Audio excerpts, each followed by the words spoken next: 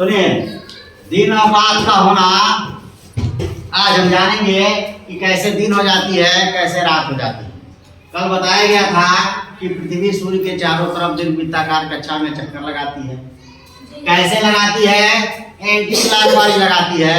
मतलब कि किताबों में लिखा है पश्चिम से पूरब नहीं समझ पाओगे, घड़ी की सुइयों की दिशा के विपरीत चक्कर लगाती है।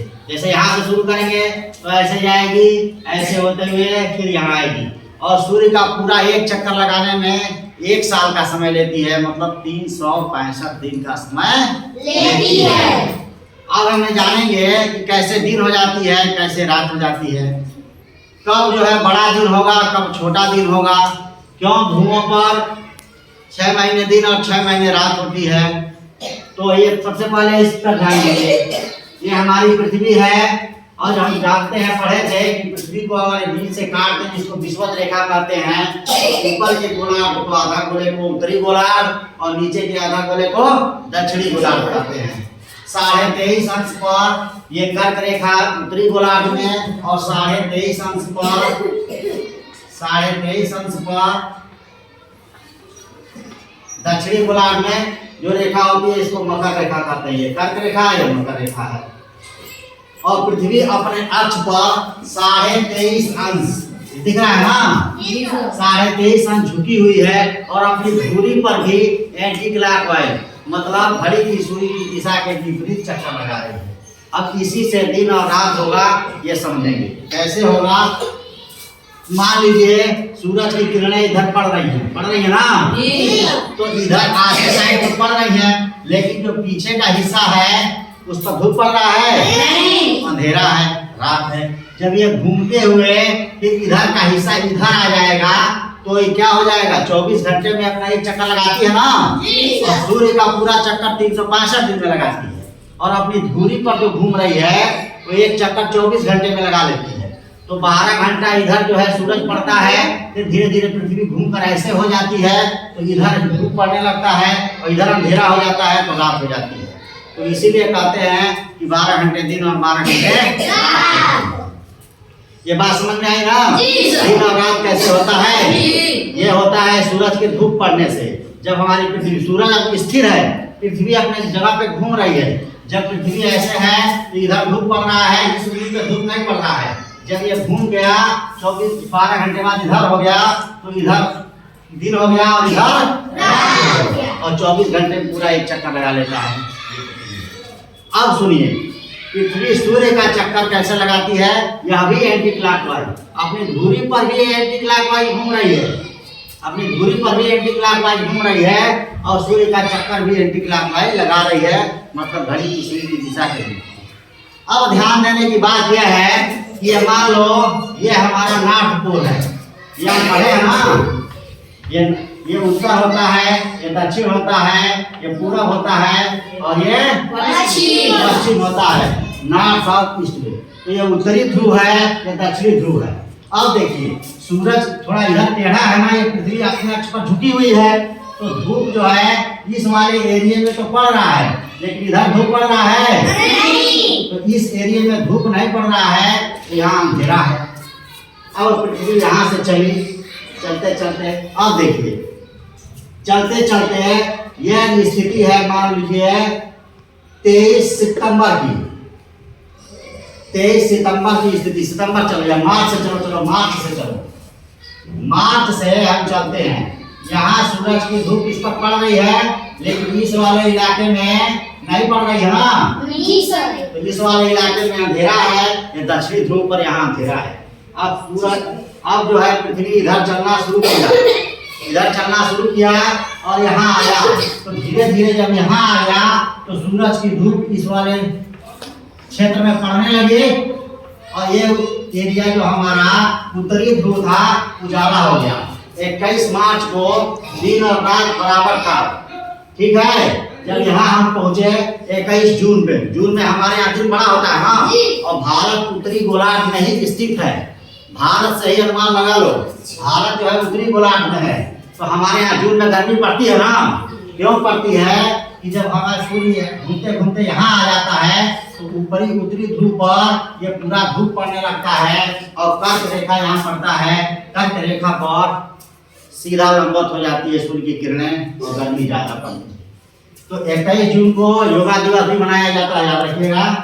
और 21 मार्च से लेकर 21 जून तक 4 महीने का सीजन है जी सर। मार्च, अप्रैल, मई, जून। जून में आ गए 21 जून को सबसे बड़ा दिन होगा उत्तरी गोलार्ध में। ये नीचे वाले हिस्से में धूप नहीं पड़ रहा है, नहीं। ये पूरा उत्तरी गोलार्ध धूप से पूरा तेज है और सबसे बड़ा दिन 21 जून को इसीलिए उत्तरी गोलार्ध में सबसे बड़ा दिन और दक्षिणी गोलार्ध में सबसे छोटा दिन होता है। इसी का उल्टा भी कर सकते हो, सबसे बड़ा दिन होगा तो सबसे छोटी रात होगी। अतः 21 जून को ही हमारे यहाँ सबसे बड़ा दिन और सबसे छोटी रात होती है। तुम लोग तो पढ़े हो कि 12 घंटे का दिन होता है ना, लेकिन जून में दिन बड़ा होता है और रात छोटी होती है। जाड़े में जब हम आ जाते हैं तो दिन छोटा हो जाता है और रात बड़ा है। तो ये याद रखिए 21 मार्च से चलना शुरू किया, सूरज पृथ्वी सूरज के चारों तरफ एंटी क्लॉकवाइज। 21 जून को जब यहाँ पहुंचा तो उत्तरी ध्रुव पर पूरा उजाला हो गया और ये यहाँ से यहाँ 4 महीने का समय लग गया। अब देखिए फिर इधर चली पृथ्वी और जब 21 सितंबर को यहाँ पहुंच रही है तो देखिए अब उत्तरी ध्रुव धीरे धीरे इधर चला गया और धूप कहाँ आने लगा, दक्षिणी ध्रुव पर। अब धीरे धीरे दक्षिणी ध्रुव पर यहाँ से यहाँ 6 महीना और यहाँ से यहाँ 6 महीना, ठीक है ना।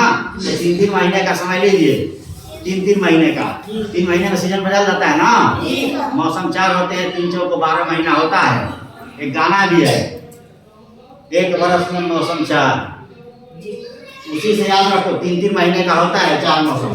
तो यहाँ से यहाँ जब हम जून तक आए तो 21 जून को सबसे बड़ा दिन और सबसे छोटी रात हो गई उत्तरी गोलार्ध में। फिर पृथ्वी यहाँ से चलना प्रारंभ किया और जब यहाँ पहुंचा 23 सितंबर को, देखिए जुलाई, अगस्त, सितंबर 3 महीने बाद, 3 महीने बाद जब यहाँ पहुंची तो दक्षिणी गोलार्ध में धूप पड़ने लगा और उत्तरी गोलार्ध में धीरे धीरे किरणें कम हो गई। और यहाँ से यहाँ तक आप कह सकते हैं कि उत्तरी गोलार्ध में माने ध्रुवों पर, उत्तरी ध्रुव पर दिन रहा और दक्षिणी ध्रुव पर रात रही। फिर 23 सितंबर से अब फिर 3 महीने पृथ्वी सूर्य के चारों तरफ घूमते घूमते जब यहाँ पहुंची तो ये नीचे वाला हिस्सा नीचे आ गया और सूर्य की किरण इस पर पड़ने लगी और दक्षिणी ध्रुव पर पूरा दिन हो गया और दक्षिणी गोलार्ध में पूरा उजाला हो गया। तो हमारा उत्तरी गोलार्ध थी वो पीछे हो गया और देखिए ऐसे पृथ्वी है और ऐसे धूप पड़ने लगा और इधर अंधेरा हो गया, यानी इधर रात हो गई। और 22 दिसंबर को जब ये पहुंचता है यहाँ पे सूरज तो दक्षिणी गोलार्ध में सबसे बड़ा दिन और सबसे छोटी रात होती है। ठीक, हमें भूलेगा ना, तो याद रखिए 21 मार्च और 23 सितंबर की स्थिति एक जैसी है, मतलब यहाँ पे दिन और रात बराबर है, लेकिन उत्तरी गोलार्ध में 21 जून को और 22 दिसंबर को दक्षिणी गोलार्ध में दिन बड़ा होगा और उत्तरी गोलार्ध में हमारे यहाँ, हम भारत की उत्तरी गोलार्ध में है तो हमारे यहाँ 21 जून को सबसे बड़ा दिन होगा। फिर 22 सितंबर से चलना प्रारंभ किया। अब देखिए मार्च आ गया, दिसंबर के बाद जनवरी, फरवरी, मार्च, फिर 3 महीने बाद ये यहाँ पहुंचेगा और फिर से ये हिस्सा ऐसे टिल्टेड है, पृथ्वी अपने अक्ष पर 23.5 से झुकी हुई है और फिर उत्तरी ध्रुव पर धूप पड़ना चालू हो जाएगा और ये नीचे दक्षिणी ध्रुव अंधेरे में चला जाएगा। ठीक है, तो इस तरह 30 सितंबर से लेकर और या मार्च तक दक्षिणी ध्रुव के दिन रहा 6 महीने, 3 महीना और 3 महीना, 6 महीने दिन रहा और 6 महीने रात रही। फिर 21 मार्च से लेकर 23 सितंबर तक उत्तरी ध्रुव पर 6 महीने दिन रहा और दक्षिणी ध्रुव पर 6 महीने रात रही। और पृथ्वी चूंकि अपने अक्ष पर घूम रही है, 24 घंटे में एक चक्कर लगा रही है, इसलिए दिन और रात यहाँ होते रह रहे हैं। और इधर के हिस्से में अंधेरा, फिर जब घूम कर पृथ्वी ऐसे हो जाएगी, इधर के हिस्से में उजाला हो जाएगा, तो ऐसे हमारे यहाँ दिन और रात होते हैं। तो ये बात समझ लीजिए और कितना डेट याद रखिए कि 21 मार्च और 23 सितंबर तो दिन और रात बराबर। ठीक, 21 जून को उत्तरी गोलार्ध, ऊपर वाला उत्तरी गोलार्ध होता है, 21 जून 23 जून को उत्तरी गोलार्ध में सबसे बड़ा दिन और 22 दिसंबर को